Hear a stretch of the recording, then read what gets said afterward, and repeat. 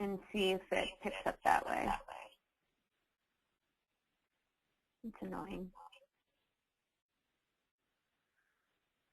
Oh.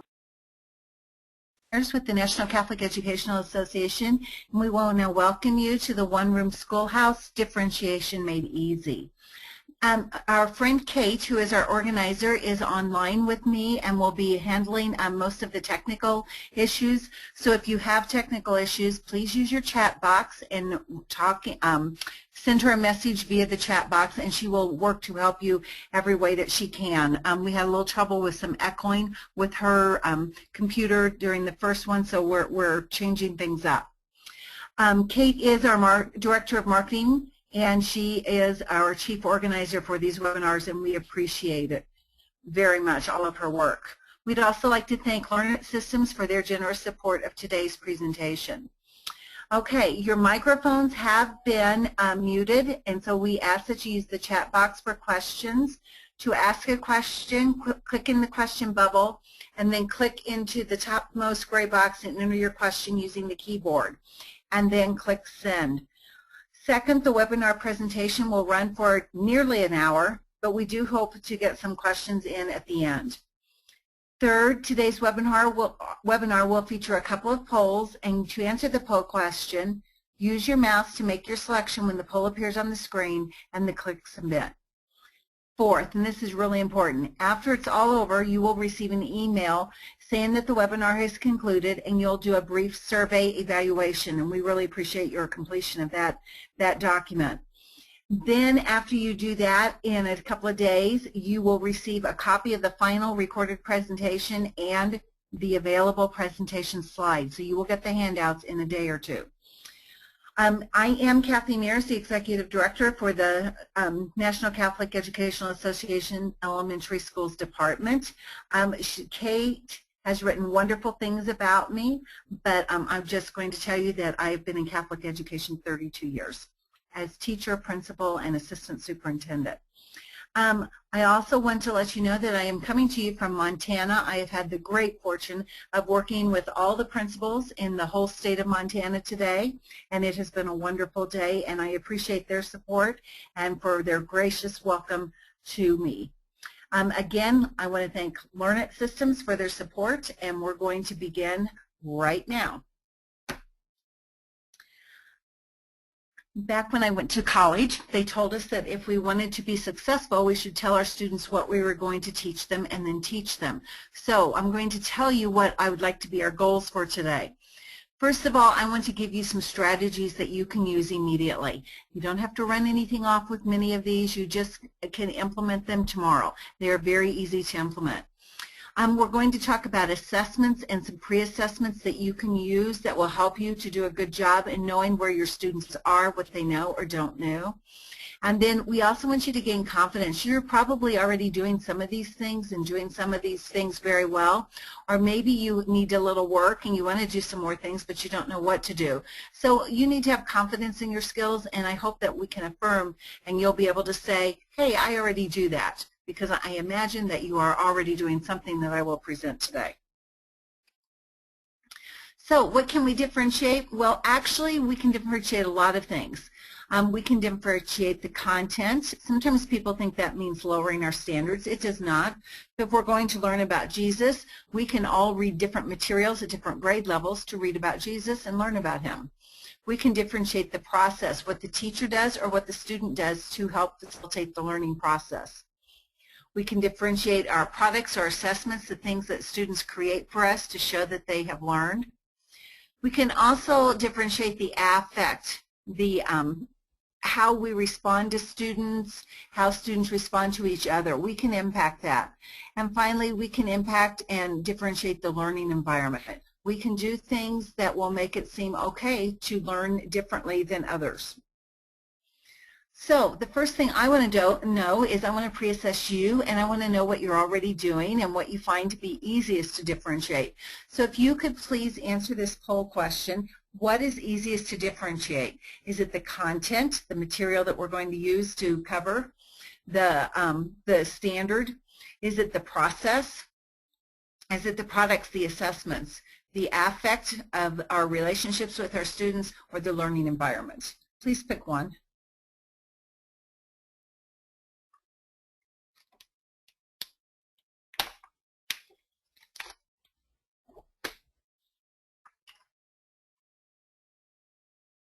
Okay, let's see if we have some results there. The poll just closed.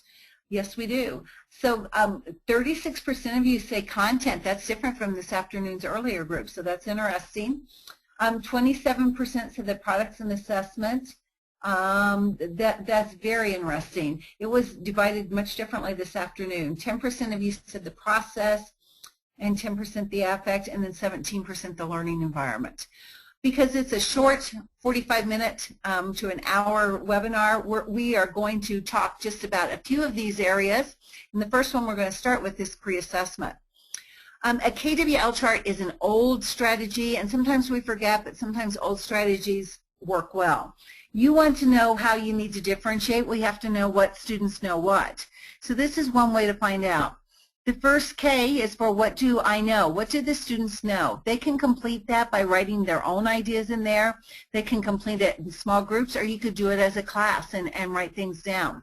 Some teachers I know have created KWL charts on a blackboard or a whiteboard, and they leave them up year-round. They use tape or letters or whatever, and then kids put things on Post-it notes, and so they put the Post-it notes on the board each time. So that's important. So you can find out what the kids know or what they think they know. You can also ask the students, and you should ask the students, what do they want to know? If we're going to learn about Abraham Lincoln, what do you want to learn about Abraham Lincoln? What do you want to know about Abraham Lincoln when we're done studying Abraham Lincoln? And asking students what they want to know is a great way to differentiate, because maybe 5 kids want to know about Abraham Lincoln's life as a child. Those 5 kids can form a group, and they can work on that aspect of his life. So it's a nice way, if you know what kids want to know, you can use that for grouping information. And then finally, and sometimes we forget this and we shouldn't, what did the students learn? And again, they can write what they learned on Post-it notes, they can write it on their own individual sheets, or you can complete it in small group or as a class. But a KWL chart is an oldie but goodie, and I urge you to consider using it. A people search, excuse me, I have allergies here in Montana. A people search is something that students and adults both like to do. And you write in different items in each box, and what you do is you have the student write the answer and then their name. So how do you use this for differentiation purposes? If Susie Sunshine is the only one who can list 2 verbs, nobody else's name is in that box, then that could be an issue. It means we probably need to teach about verbs. Or that could be the only thing Susie Sunshine knows. You'll know your kids, and you'll know which case it might be. If you look over there and you have lots of kids, different names in different boxes, then you know a lot of kids know a lot of things.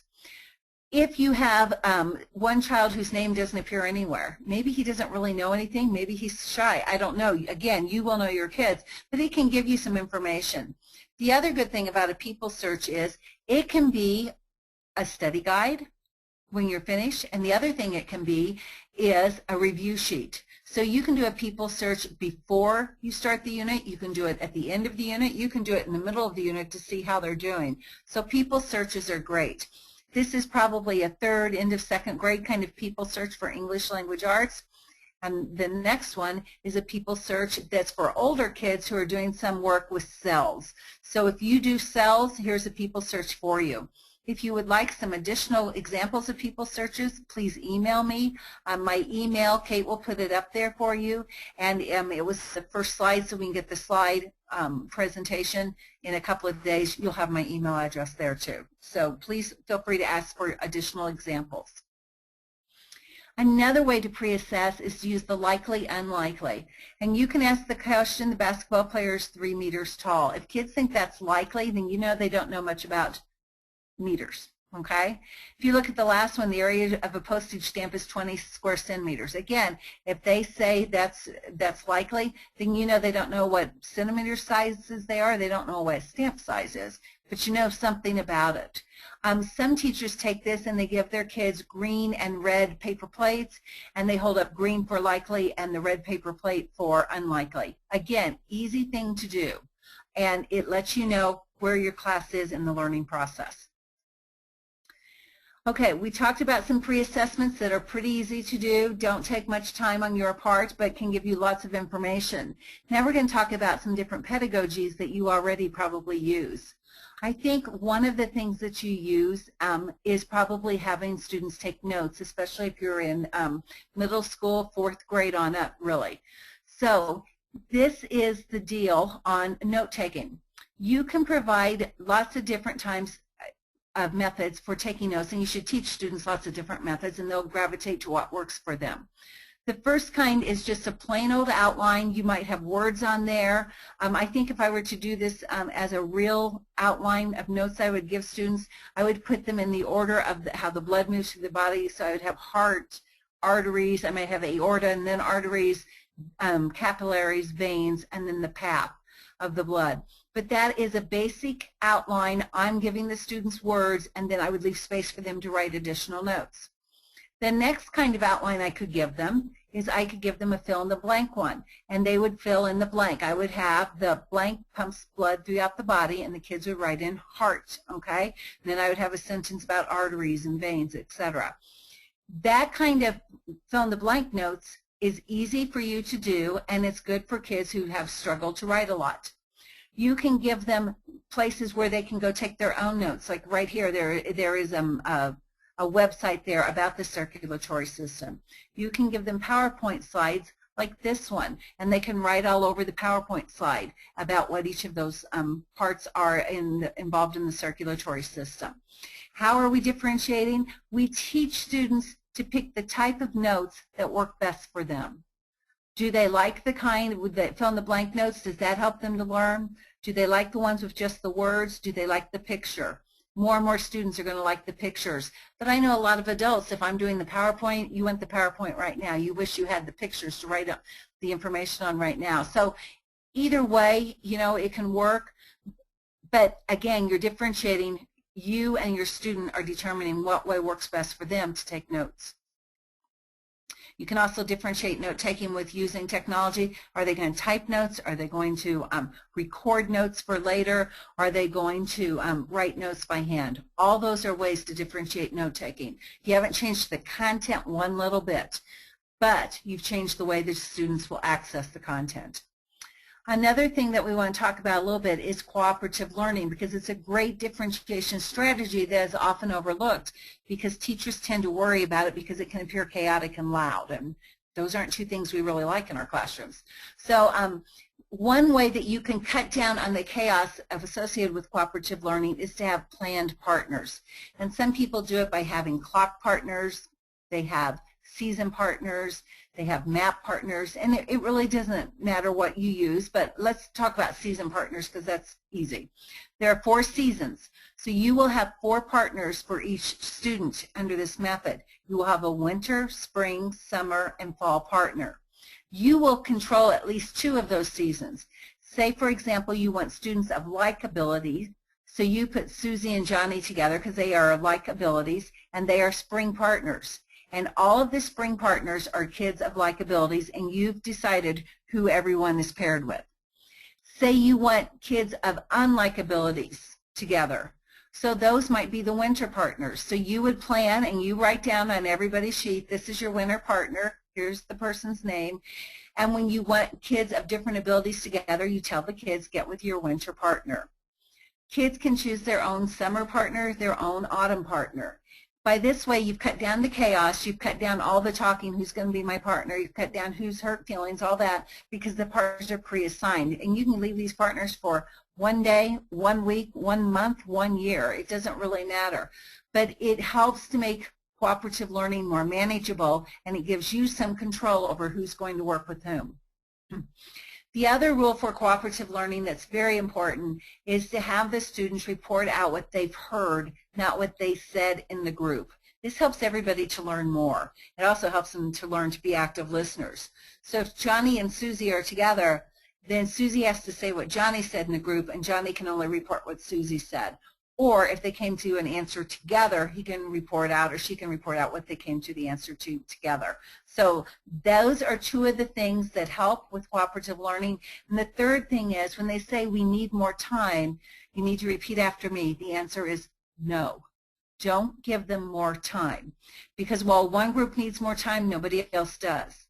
If everybody is truly working on the project, you can give a little more, but I advise against it. I would tell them to work faster, to work smarter, to get more done during the time you allot. But cooperative learning goes wrong when someone says we need more time and you say okay. That almost always is the beginning of the end of your good enjoyment of cooperative learning things. So I strongly urge you to make it short, sweet, and have it pre-planned. The other beautiful thing about cooperative learning is students need multiple opportunities to be exposed to material, and some students need 30, 40 exposures. If you do cooperative learning, you're providing all students with more exposures without you having to grade anything, which is a big plus. How else could we differentiate these things is we can differentiate by saying it. So if we want to know what they've learned, we ask them to say it. We can ask them to write it. We can ask them to draw it. So if you can have different students say it, write it, or draw it, you will have differentiated quite successfully.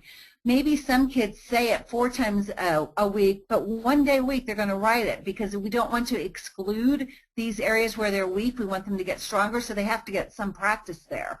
So we don't want to ever just say you can always just say it unless there's a reason for that. And there may be a reason that that child will always say it. But for the most part, we want them to use their strongest mode, but we don't want to forget about the weaker modes, and they need to use those modes too, just not as frequently.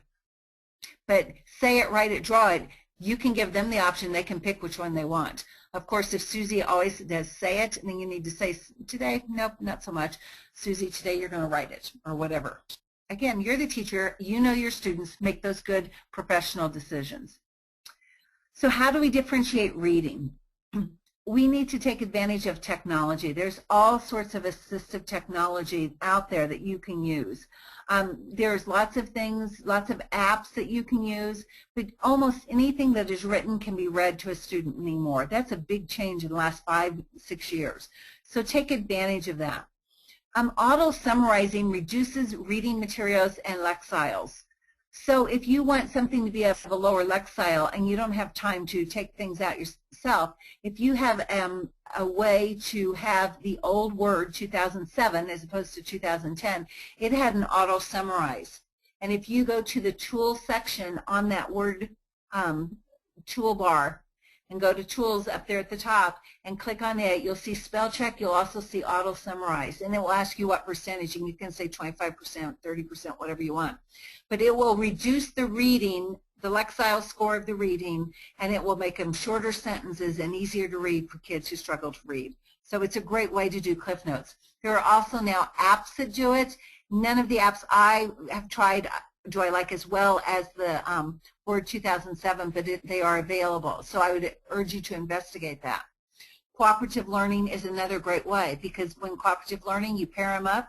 Spring partners go together like abilities, or winter partners go together, different abilities, but read together.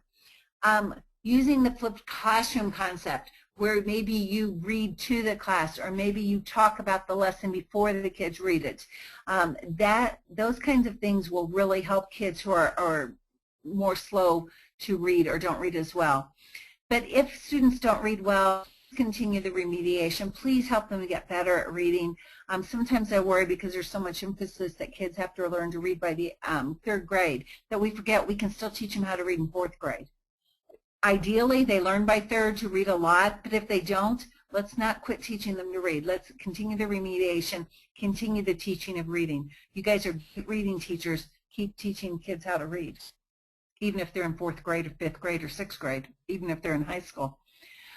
This is one app that I have not used myself, but others have. People I really respect in education have used it and say it's great.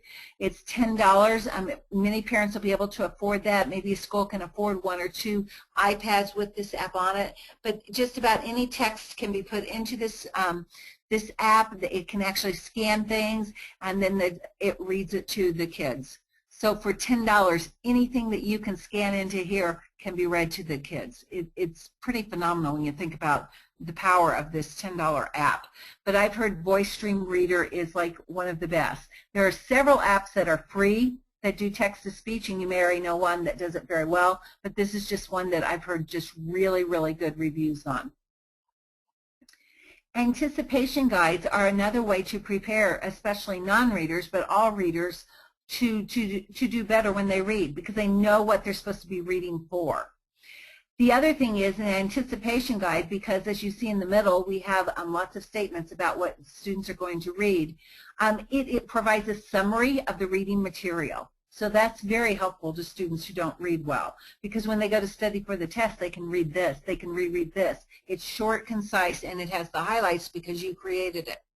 On this one, the kids will either agree or disagree with each statement, then read the story and figure out if they still want to keep their answer as agree or disagree. And they're allowed to change their answer. That's the whole point. Read to find out if you were right. If you weren't, correct it. This is one example of an anticipation guide. Here's one for a literary work. It's for the Red Badge of Courage. So you can use this strategy in reading of informational text as well as literature. This one is also an anticipation guide, but it's for math. Sometimes we forget that math is very much, has its own language, and it does have vocabulary, and kids need to learn how to read technically, and math is a good place to start. So this one was written by Lindsay Kane. I'll give her all the credit for it, but it is about congruency, and again, they either agree or disagree with each sentence. They read, they find out if they were correct. Let your fingers do the walking means that you scan the pages and you look at the titles, you look at the headings, the graphics, and any other features. Then you respond to what you've looked at. And some kids, they don't read the smaller text well, they read the text better that's larger, and they also read pictures well. So what they can do is they can take a sticky note and make marks and notes on the sticky note about what they gathered, the information they gathered from the titles and the headings and the pictures. They can look for 3 minutes and then share out loud what they learned and what they found to be important or interesting. You can also have students groups of 4 or 8 students in a group, and they can talk to each other about what they saw. You can take this data then and post it on a data wall. And in the last group, they asked about what a data wall is. The data wall can be, it could be actual data about students, or it can be data about what students are learning. So the data wall could be 3 things that kids learn by looking at the titles, the headings, the graphics, and you put that information on there. All it means is the word data is taken as information. You could call it an information wall, and put your information up there. But the data wall will look different. You could use your KWL chart on your data wall too, because your data wall is going to be differentiated based on what students put into that. So during reading, how can I differentiate during reading? Well, you can have students write their own questions before they start reading, then answer them during reading. You can have students read and write one statement at the end of each page or section, okay, about what they learned on that page or in that section. You can have them write one question before they start a section and then answer it at the end of the section. Some kids do okay writing the questions before reading the entire content. Some kids need to write a question, read, answer the question. Question, read, answer the question. We're all reading, but we're doing our study part of the reading differently. We're differentiating it. And then you can have students take notes. You can give them fill-in-the-blank notes to take. You can give them the picture notes. But again, these are 4 different things kids can do to help them process reading material. And it doesn't matter which one they do, because the goal is to have them process the reading material. If it's easier for one kid to take notes based on words you've given them fill-in-the-blank, then that's great. It's easier for a student to write a statement at the end of each page or section, then that's what they do. But it's easy differentiation. It doesn't take you to do much of this. This is about the children, the students figuring out what works for them and picking one of them. They have to do something that they can pick. So after reading, kids need to reflect on what they've read. They need to talk about it so that we know that they understand. So we can do lots of things about this. Cooperative learning works again. One of my favorites is Jigsaw, where each of the kids were going to read about Abraham Lincoln, and each child has a different article about Abraham Lincoln. Some of the articles are written above grade level, some at grade level, some below grade level. But we're all reading about Abraham Lincoln, You put them in groups, and then the kids talk, what did I learn about Abraham Lincoln? And they share. And the articles could have different things about Abraham Lincoln. That's okay, because the students are getting the information from each other, and you're going to monitor that to make sure students get all the information they need. Numbered heads together, kids work in groups. Each child in the group has a number. So you could have 3 in the group, 4, 5, it doesn't matter. Although bigger than 5 tends to be a problem. And then you as teacher ask a question, the group comes up with an answer, and then each number 4 of each group has to give the answer. Each number 3 for each group has to give the answer. You can give different questions, but you pick a student to give the answer. The students don't know who's going to have to give the answer, so they all pay attention. They all have to pay attention so that they know. And you say, okay, 4s are going to answer, 2s are going to answer, whatever it is. Think, pair, share. You bring up a topic, you ask a question, the kids get together, they think about the question, they get together, you pair them up, and then they share their answer with the group.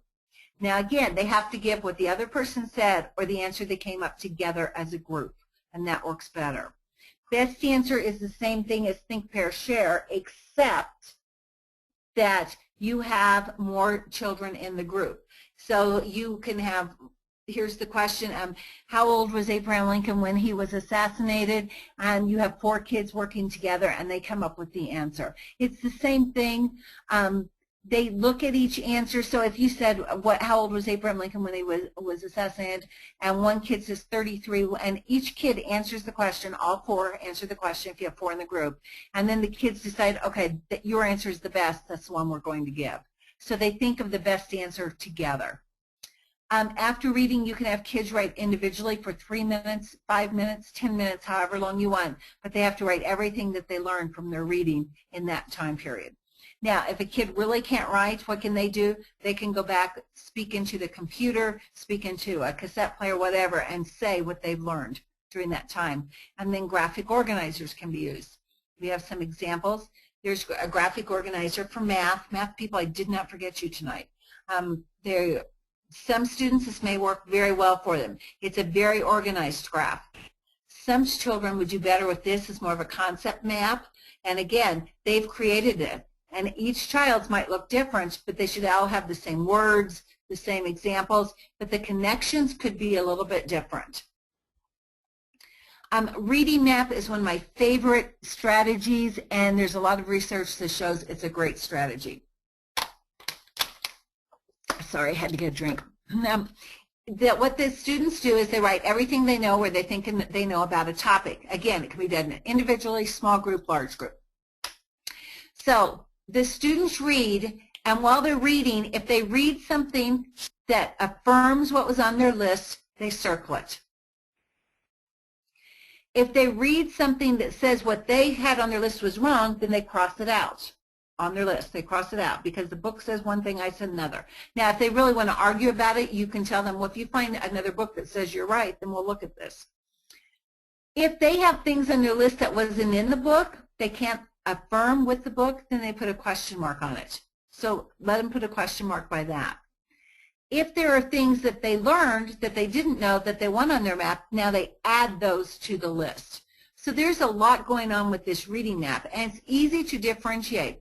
Again, this is not about you necessarily taking a grade on what they put on here, but it's giving them the skills, a way to manage information, because kids are being asked to manage more and more information all the time. So you've given them something to do before they read, you activated their prior knowledge, you gave them a task while they're reading, they have to either circle it, cross it out, question mark, or add it, and then they can compare and contrast lists with each other. They can compare and contrast lists as a group, and you, the teacher, can make sure that they have the most important facts, okay? Because then when it's all over, you can put the facts on the board and kids can look, do I have everything that I need? Again, now you've already created that study guide that they need, and the kids created their own. And it's a great thing. And somebody's saying, well, some kids are going to write down 5 things and some kids 3. That's exactly right. That is exactly right. What's important is that they all learn what they need to learn. It's not about how many things they write down, but do they learn what they need to learn? And that's a little bit different, but you can handle that. Okay, I've given you a lot of strategies, or at least I like to think I have. So what about you? Which strategies that I've given might you use? Could you please take this poll and answer if you would use the pre-assessments, the people searches, the KWL charts? Would you use different note-taking methods or different outlines? Would you use the anticipation guides or the reading maps? Would you use graphic organizers? Would you learn some of the cooperative learning strategies? Please let us know, submit your vote for what you might use based on what you've heard in the last half hour.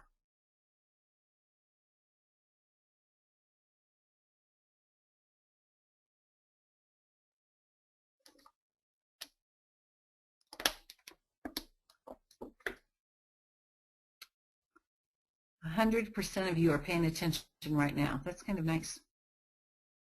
It's excellent. So Kate, do we have results? There she is. Kate's all over it. Okay. Oh, I'm thrilled. 51% of you would use that anticipation guide and reading map. That's excellent. Are you going to use the pre-assessment? Those are very high. Cooperative learning. I'm so excited. Guess who's going to be even happier? Your students. That's great. Just keep it short, guys. A minute, 90 seconds. That's plenty of time, especially when you're first learning to do this. For most adult things, I walk around the room and seriously, after about a minute, I don't start talking about different things just like the kids. So keep it short. It's excellent. Thank you so much for participating. Okay, now you've picked a strategy that you might use, and I'm hoping you're in small groups, or if you're by yourself, please talk to yourself because that's kind of fun. But when could you use the new strategy? In what context? In which class? With what material? And here's the important part. If you're going to use a new strategy, if you're going to do a people search, or if you're going to do a reading map, you have to give up something that you've been doing because I haven't given you more time. I don't have more time to give you. And you can't do one more thing. You were already working as hard as you could work. So tell me, or tell those around you, what would you give up so that you can do one of these new things? Go ahead and talk with those around you. If you wish, you can please type it into the chat box, especially if you're by yourself. So I want you to take a couple of minutes to reflect on this. So go for it, please.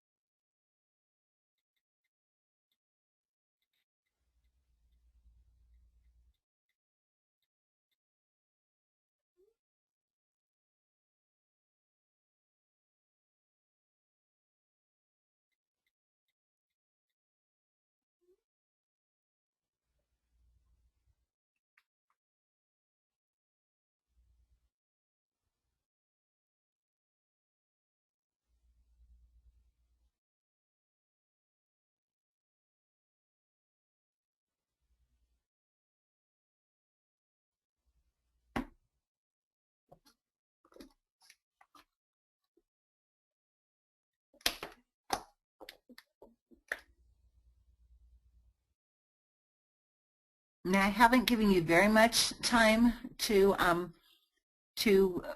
write about this, but Kate tells me that we do have some messages coming in. Somebody said, I would give up the book questions at the end of the chapters and stories. You just made my day. Give up those questions. That would be great. You might give up some of the whole group guided discussion time to do some of these individual things. That's a good idea. Give up time doing worksheets. Thank you. You just made my day. And really, guys, you don't have to grade a lot of this. It's about learning. It's not about grading, which is like one of the best things ever in the world. So I love what you're giving up for Lent. That is good.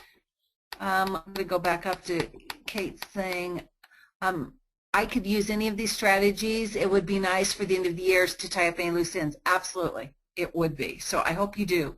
I really do. Okay, because I accidentally I figured it out, Kate. I know what I'm doing wrong. From current slide, I'm sorry. I just found out that if I hit my space bar, that I freeze my computer. So I apologize. I think I'm right here. I'm close to here. Yes, I'm right here. So I apologize for that. I will work really hard not to hit my space bar anymore. Okay, So let's talk about differentiating assessment, differentiating the way we look at student work to see if they've learned. I could give this assignment very easily, okay? Compare the 4 Gospels and list 3 differences found among them, okay? That's pretty open-ended. They could put down a lot of different things. And that would be a typical question. A teacher might ask that. That's not far-fetched at all. Now, if I want to differentiate, how could I do that? Well, I could do this. I could give the students a chart, and I put some of the ways they're different, and they have to tell me in which Gospels they would find each of those events. Okay? I am asking for the same type of information just in 2 different ways. For children who really struggle to write this way with the chart is an easier way to do it. But I've not lowered my standard. I still want them to know that the story of the birth of Jesus is not in every gospel. I want them to know that. They're going to know that no matter which task they do. So that's what's important, what they're learning, not how I necessarily assess it. Here's another one. This is the difference between carnivores and omnivores. And I have 4 different ways you can do the same question to assess student learning. One, you can ask, explain the difference between carnivores and omnivores. There should be a period there, not a question mark. I'm embarrassed. I just saw that. So you're just going to explain the difference, okay? That is the most difficult of these 4 tasks because you've left it wide open, okay? Now, the next one is easier because of the words used, the vocabulary used. What is the difference between carnivores and omnivores? That's easier than number 1. That's what research tells us about kids. You know why? Because what is the word teachers use most often to begin any question? So kids have the most practice with the word what? Bet you didn't know that. I didn't know that either until I was reading about it in preparation of this. So I did learn that. Thank you for letting me learn that because I prepared it for you and learned it. How about the next one? True, false. Carnivores have pointed teeth and eat meat, or omnivores have flat teeth and eat plants. True, false. You're going to know if the kids know the differences there by just doing true, false. The next one, carnivores and omnivores, 1, 2, 1, 2, and the students have to put in 2 characteristics of carnivores, 2 characteristics of omnivores. It may or may not point out differences. It probably will, okay? So all of those ways will help you to know if kids know differences between omnivores and carnivores, but they're all different, and they all would be helpful to different students in your classroom. So do I think you do all of those ways all of the time, 4 ways for every question you write? No, because that would be crazy and you don't have time for that. But you mix it up, and for some students who really struggle, probably students with service plans who have been identified with a special kind of learning disability or learning difference, you may do it frequently for them. For sometimes, maybe I know a teacher who does this all the time. She always has 20 question tests. That's just her magic number. It's easy to grade, you know, on the scale of 100. So she always has 20 question ones. And she always has 5 questions that you can answer either way. And she puts 2 different ways, same question basically, that kids have choice. Okay? So you can use this as you wish, but when we look at assessment, remember, we're supposed to be measuring, do the kids know what I want them to know? It's not about other skills. Do they know what I want them to know? Can they do the skill I want them to do? So how we measure it matters, but not as much as sometimes we think. I promise you, if I could look at all the tests in the country about omnivores and carnivores, there are teachers who have asked the same question in at least 4 different ways. Probably if I collected the tests across the country, there would be 25 different ways teachers have asked the same question. And everybody thinks their way is best. But if we could be honest for just a second here, there's more than one way to skin a cat. So there's more than one way to do this, okay? So that's what I'm proposing, that we look at different ways to assess if the children are learning. Now, because I'm a brainiac and love learning about the brain, I want to talk about differentiated flashcards. You can do flashcards with apps all over the place. There's all kinds of free flashcard apps, and that's great. But I want to talk to you about a triangular flashcard because lots of research shows that this is great. And I think it's about the Blessed Trinity, but I'm not sure. But what I'm really thinking is that the research shows that when we can show relationships between different concepts or different ideas, kids retain the information better. So if you look at this triangle, we have three numbers, 5, 2, 3, and the relationship is 5 minus 2 is 3, 5 minus 3 is 2, 2 plus 3 is 5, 3 plus 2 is 5. So I have 4 relationships there on one flashcard. Kids are more likely to remember that and learn that if I present it that way. It doesn't always have to be numbers. The relationship could be between words. Ratio, decimals, and percentage. What are the relationships between those 3 terms? You could do people. You could do Martin Luther King, Abraham Lincoln, and Jesus. Now, do you have to know all the relationships before we start? No, because it's about what the kids say the relationships are, how they see all these people working together. Some kids will have no idea about any relationships. Once they can establish what the relationships are, they're on their way to learning the concepts. So triangular flashcards, in all seriousness, the research shows are more effective than rectangular ones. And it's because on the triangle, we can show better relationships, and we can also show the triangular shape. Learning about 3 things at a time really seems to be a magic number for the brain. It does well with it. We want to differentiate the products, the way kids tell us that they're learning, and you can do a tic-tac-toe, and you can take 9 different activities and put them in here. You can control this. You can put something in the middle square that you want every child to do, and you say you can go any 3, you have to do any 3, but you have to go through the middle. And that way every child is doing that middle thing. You can do it so that you put the most difficult task in the corners, and you can say you can do any 3, but you must do 2 corners, okay? Or you can do any 3, but you must do a corner. So you can control the differentiation here. How do I decide what goes in those? I use a couple of things. I use Bloom's taxonomy because I want to make sure that I get to rigor and challenge. So I make sure that I have different levels of Bloom's taxonomy. I look at Gardner's work with multiple intelligences, and I want to make sure I hit several different areas of multiple intelligences. And those are 2 of the main things that I use that guide me when creating tic-tac-toes. If you would like to see additional tic-tac-toes, you can email me. I have more examples. Cubes are all about multiples of 6 of ideas of things that kids can do to show you that they're learning. So how do we differentiate this? Well, you can actually get a cube, get a little gift box at Factory Card Outlet or whatever happens in your neighborhood, Michael's, and you can put on Post-it notes or right on the box different activities, and when the kid roll the cube, whatever comes up is what they do. Now you're thinking, well, that's not very much control. Well, you could put 5 activities that are all the same and just 1 different one, so that the kid that gets the lucky different one gets the lucky different one. Most everybody else in the class is going to be doing the same thing. That's one way to control it. You can put numbers by these, 1, 2, 3, 4, 5, 6. Have a kid roll a number cube. If they come up with 6, then they get to do 6.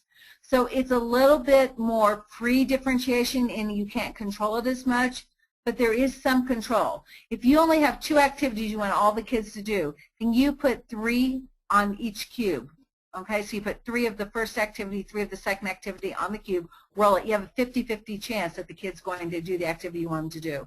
But you can control them. You can put different things on different cubes and give kids different cubes to roll so that you can control it better. So all those are options. Please don't color code the cubes because the kids will figure out in about 2 seconds, oh, the kids that don't know anything get the blue cubes, and the kids who know everything get the pink cubes. So don't color coordinate in this.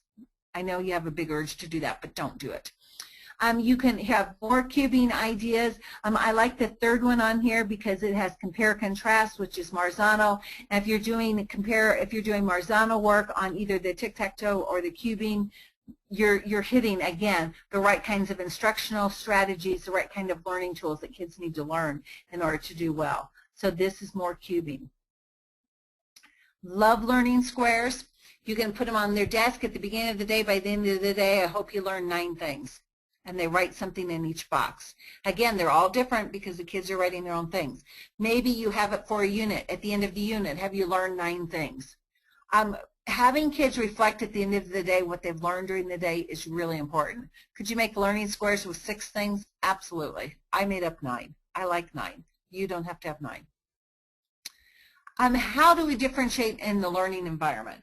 First of all, respect. We have to model it. We have to expect it. And we have to expect it of ourselves and each other. We have to be careful that we're always respectful. We want to allow for differences. For example, if kids are very easily distracted by noises, who cares if they wear earbuds all day? Really, who cares? We don't care. It doesn't matter. They're not playing with them if they're using them, and kids who are distracted by noise will use them. Okay, let them use them. The colored acetate sheets. Let's not be teachers who care if they use a blue sheet because they say, I can see the words better when I put the blue clear plastic over it. We say, okay, then use the blue clear plastic because that makes it easier. Well, do we have hard chairs, soft chairs? Because kids like different kinds of chairs. In our office, there are at least 3 people who sit on exercise balls at some point during the day. It does not seem to have negatively impact their work at all. And you're saying, but kids are different from adults. You bet they are. They are different. But again, the novelty wears off, and most people just come and they take it and it's fine. So just think about those kinds of differences. How can I support differences? How can I really make it work? Sometimes we celebrate mistakes, but we don't celebrate them well because then we penalize kids. We say, oh, it's okay. Well, you tried really hard. Oh, you got a D. Or, oh, you got an F. Sometimes kids need to just like make a mistake and get to throw it away, and they get to start over. Not all mistakes can be penalized. We can't keep rewarding kids who learn it the first time and really penalize kids because it took them 2 times to learn. We have to look at this. How can we really say it is okay to make a mistake and you're not going to get a penalty for it? I know there have to be limits. And I know that some kids might take advantage of it. There's somebody in your room who would really appreciate that break, so don't be afraid to give it. And the last one is smile. There's the story of the 1st grade teacher who asked his teacher, do you like teaching? And she said yes. And the child said, you should tell your face. So I hope no one would do that. Okay, what might you use? Another poll here. What might you use that we've talked about now? We've talked about assessments that could be differentiated. I gave you some examples. Triangle flashcards, tic-tac-toes, cubes, and modifying your learning environment. So how do you feel like some of these things that you might be able to use them? Can you go ahead and submit your answer, please?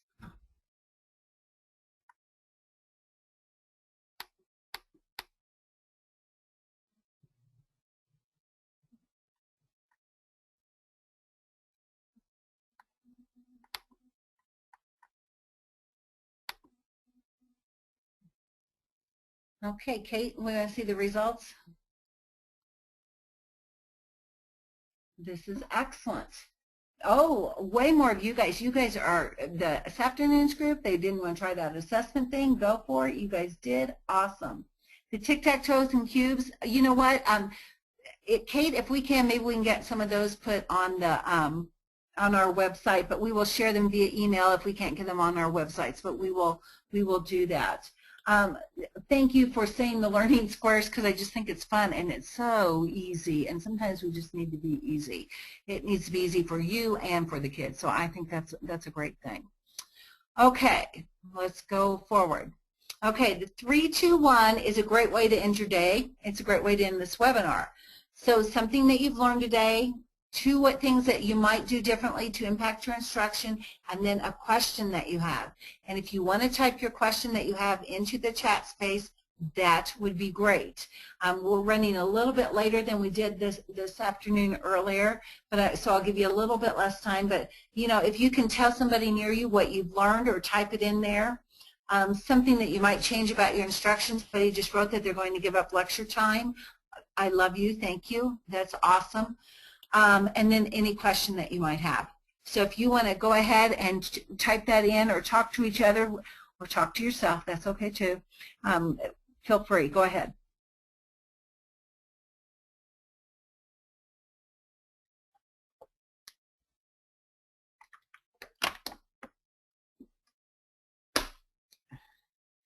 I think the 4 during reading ideas would work for the summer reading.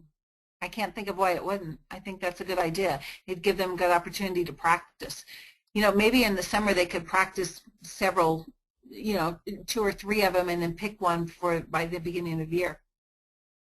I think that would work.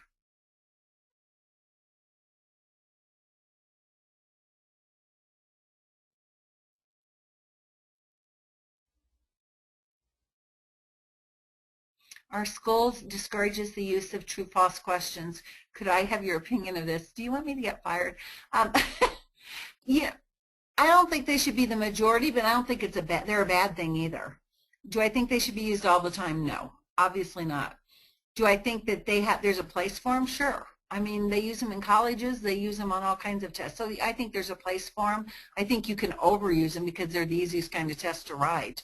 So I think you can overuse them. You have to be careful of double negatives. So I mean, there's some downsides to them, but I'm not sure I would ever ban them. So I don't know if you've banned them because it says the school discourages. So I would say I would discourage widespread use of them, but I would definitely I think kids kind of need to learn how to read that critically for true-false too. So I think if you have a couple on the test, it would be okay. Now, if your principal is right, she's right, and I'm wrong, and I understand that.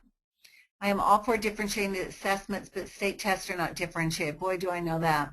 How is this beneficial to those students who have difficulties? It's beneficial because they're going to learn more and they're going to demonstrate more learning for you. Are they necessarily going to help on a state test? No.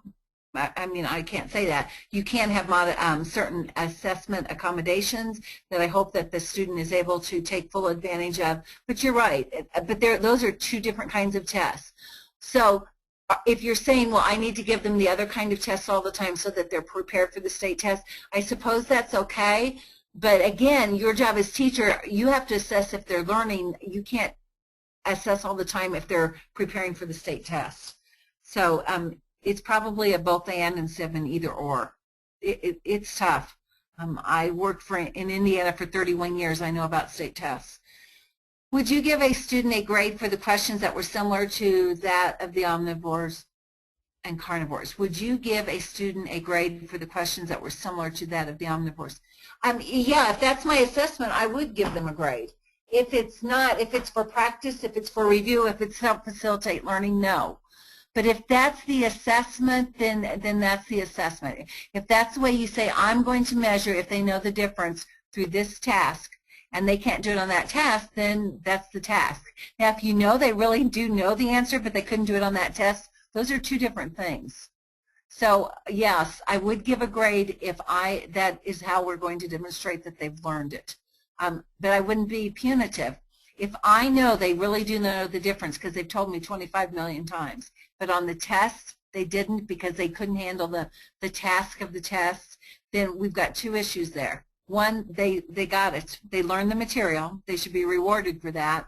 But we have to get them better at that test-taking skill because the person who wrote the question before, you're absolutely right. It is a specific skill that we have to work with our students on. You guys have great questions. Are there any more, Kate? Can you apply one strategy to PE? PE, I love you. Yes. Well, one, if you're going to read anything about fitness, because that's part of the Common Core that we read in all subject areas. So if you're going to read about fitness, you can use any of the reading strategies for PE.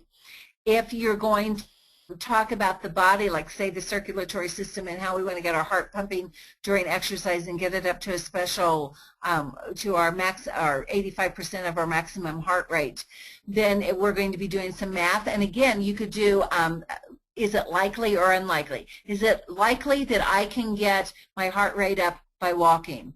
Is it likely or unlikely that I can get my heart rate up by running? Is it likely or unlikely that I can exercise at my maximum heart rate for 5 minutes? How'd I do PE? That's off the top of my head. But yeah, I think you can use the strategies in PE. Would anything that you've offered be altered if one was teaching high school honors kids? If you're teaching the honors kids, yes, I would alter some of it. Let me think about what I'm thinking. I think on the high school honors kids, Because they're honors kids, I would be careful about the assessments in that I would probably ask that they write more. Now, if you have a high school honors kid who's got a writing disability, then I would ask him to speak in complete sentences, because the communication portion that's important is the complete sentences for writing, the complete sentences for speaking. So if a child has a diagnosed writing disability, and some kids do, then I would ask them to speak in complete sentences to give me the difference between omnivores and carnivores.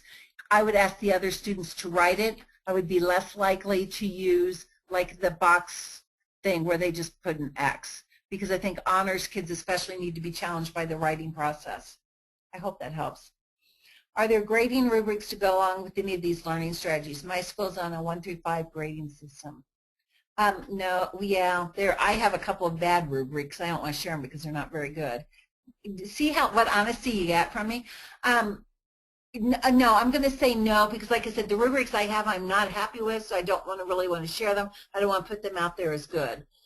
So no, but you know what, like, whoever you are who just typed that question, you've got my email, contact me and let's talk about rubrics. I'd be glad to talk with you about rubrics and what makes good or bad and that. So I'd love to have that professional conversation with you, so please contact me by email and we will do that. Okay, I want to let you know about a couple of opportunities that are coming forward that we hope that you will participate in. The first is in Nashville, Tennessee. Yes, Nashville. There's a TV show about it here. It's called the Common Core Catholic Identity Initiative. And with this 3-day workshop, you will work with Lorraine Ozar, Mary Jane Krebs, very smart women. And what we're going to do is we're going to teach you how to write units using backwards design, understanding by design, in order to infuse Catholic identity. So you're not going to talk a lot about pedagogy, but you're going to learn exactly how to write curriculum units infused with the Catholic core, infused with Catholic identity based on the Common Core. It's going to be a great workshop. They did it last year. People are wanting to come again this year, so you might want to consider that. The other one is the Cure for the Common Core, and this is for you teachers. It is my gift. It is Matt's gift to you, Matt Russell, secondary person, because yes, secondary, we are ready to have you come. And it's going to focus on instructional practices, some of which like you saw today, but it's going to talk about best practices, best instruction to use when implementing the Common Core or when teaching anything. We're in 3 locations across the country. We still have our special rate going on, so if you get in, I think it's by June 1st, you get a cheaper rate, and we hope that you will join us. We've set it up so that you can come visit Florida, California, or Indiana either the weekend before, the weekend after, so your family can come. Really, it's going to be phenomenal. If you're going to be in Indianapolis, I will tell you we have Dr. Tim Shanahan, who is the leading expert on teaching how to read in the content areas and text complexity. He is going to be in Indianapolis. He is great. And I mean, just Google his name, Tim Shanahan, and you'll find out all the wonderful things he's done. And he's coming, he's giving back because he thanks the Catholic educators who educated him. So I hope that you will consider one of those opportunities. To register, you go to ncea.org, and here's what the page will look like. And if you look at the top, there's the Common Core. We actually have a lot of public professional development opportunities this summer. Look through the list. If there's something that you would like to participate in, we would certainly welcome you. I want to thank you so much for your working with me tonight. I appreciate it. Thank you to Learn It. And if you can send us your emails, we would appreciate it so that we can get back to you. But wait patiently if you want the PowerPoint. It's coming in a few days. Thank you for all you do. Thank you, Kate, and we will see you soon. Have a great end of the year. Bye-bye.